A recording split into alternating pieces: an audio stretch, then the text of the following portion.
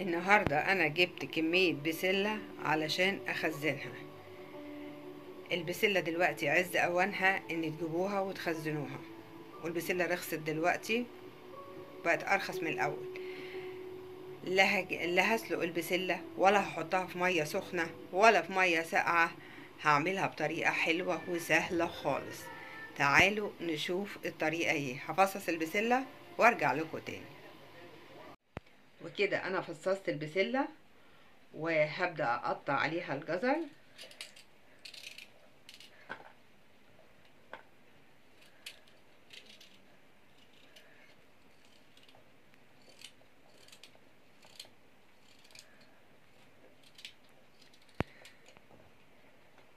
وكده البسلة ديت انا مش يا دوبك هغسلها وهعبيها في اكياس، ولا هحطها بقى في ميه سخنه ولا اي حاجه. هتبقى اسهل بسله وهتطلع خضره وجميله.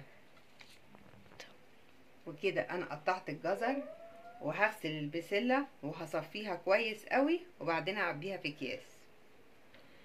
وكده انا غسلتها وصفيتها كويس قوي، لازم تصفوها كويس قوي من الميه. هبدأ اعبيها في اكياس، كل واحد يعبي على حسب الطبخة اللي بيطبخها. ممكن تجيبوا كيلو كيلو من غير مثلا ما يكون كله على بعضه، يبقى كل كيس كيلو، وتقطعوا الجزر عليه.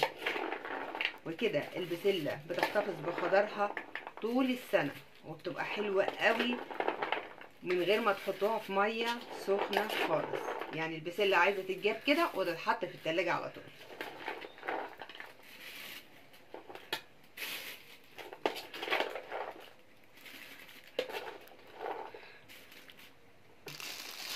وكده لازم نخرجها من الهواء اللي فيها.